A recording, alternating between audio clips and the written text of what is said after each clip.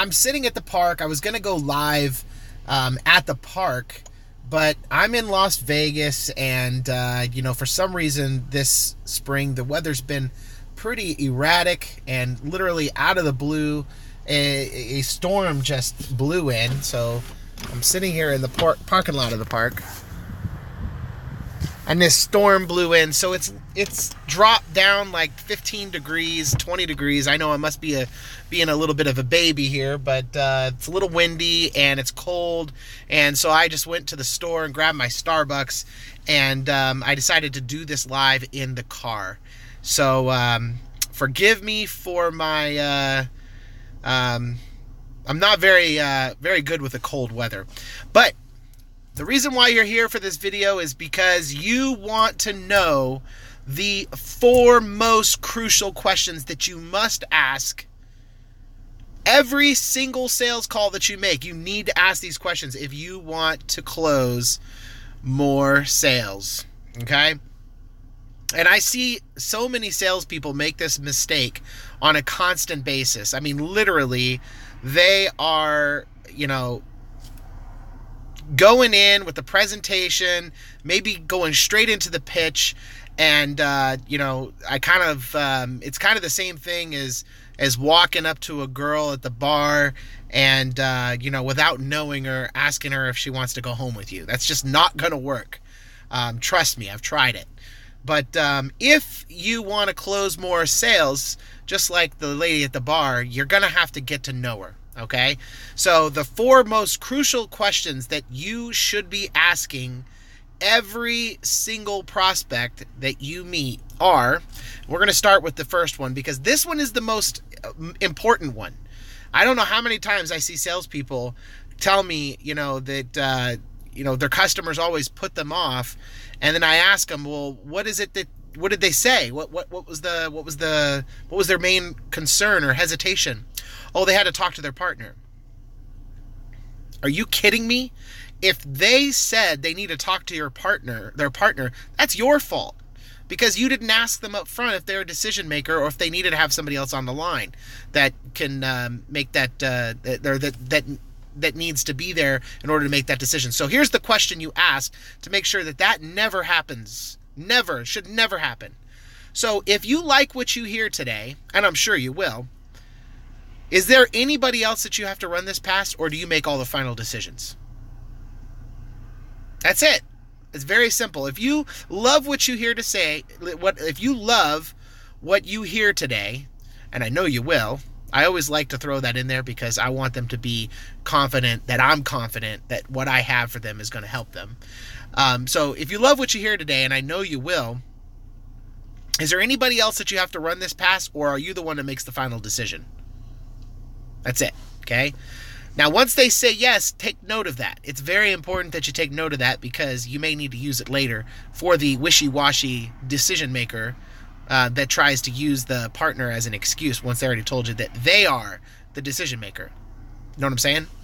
All right, the second question, and this one is going to help you dramatically, when you are going down for, building the value of what it is that you have to offer. And I'm mostly speaking to people here who sell a product to businesses that helps businesses make more revenue. And let's just say, like, if you're in a web development or services, selling services or anything like that. All right. So here's the question. Ready? Second question. Second question is, what is your average ticket? What is your average ticket? Now, I want to know what the average ticket is for this business for one reason and one reason only. I'm qualifying to make sure that they have a product that will be able to help them push at a level that they would be able to afford my service. So I mean, obviously there are salespeople that will go out and target smaller ticket businesses that sell smaller ticket items. But for me, I've always done very well targeting, home services companies, car dealerships, mortgage companies, real estate agents, people who make a lot of revenue and a lot of profit on their deals. So that's the second question that I ask every single prospect. The third question, and a lot of people, when I say this, they think, what? Are you kidding me? People are going to tell you this? They do. And I'm going to give you a secret on how to ask this question too. So the third question is, okay, great. After they've told me what the ticket is, what's their average ticket, I say, great. And what's your average profit on that ticket? Now, I'll hesitate for a second to see if they're going to answer. And if I don't hear something instantly, then I start throwing out numbers. Is it 10, 20, 30, 40, 50%? Waiting for them to stop me, right? 70%. I'll go all the way to 100%. And eventually, they'll stop you. Oh, well, it's 30%. Okay, perfect. Now, again, just like the other question that I was asking, I'm asking them, A, how much do you make, or how much is your ticket, and B, how much do you make? The reason why I want to know this is because I want to know what kind of money that I'm going to be able to put into his bank account, because I'm going to use that in my sales pitch when I show them what my company can do for them. Okay, so that's the third question. Now, here is the fourth question, all right? Whatever you sell, whatever it is that you sell, if you sell websites, great. If you sell mobile websites or SEO or lead generation or, I don't know, you name it, any kind of a service to a business where they are going to benefit from this in a profit situation, I want to ask this question. Now, obviously, I want to make sure you like what you hear first. But if you like what you hear and you're confident, 100% confident that what I'm going to do for you is going to make you money, if I could show you a 5 times multiple on your investment today, could you invest X dollars today? Okay, so for example, if you're selling a website. So if I can show you at least a 3 to 4 times return on your investment, could you invest $5,000 in your business today? That's it. That question right there, okay, and all these questions are going to happen in the front of the presentation, but that question right there is going to let you know if you're dealing with somebody who is a tire kicker or not, if they're willing to make a decision or not. Now, a lot of times what's going to happen when you ask that question, they're going to pump your brakes a little bit and say, oh no, I can't make a decision today. No. I think I might have been a little bit, I might have confused the topic or confused the question. Let me say it one more time. The reason why I'm asking you is I'm not asking you to make a decision today. I just want to know that if I can show you a way and you're 100% confident that this is going to work for your business, can you invest $5,000 in your business today if I can show you that it's going to make you 3 to 4 times your investment? That's it. All I'm looking for is at least a maybe. I mean, a yes or no, no maybe. No maybes. Yes or no, no maybe.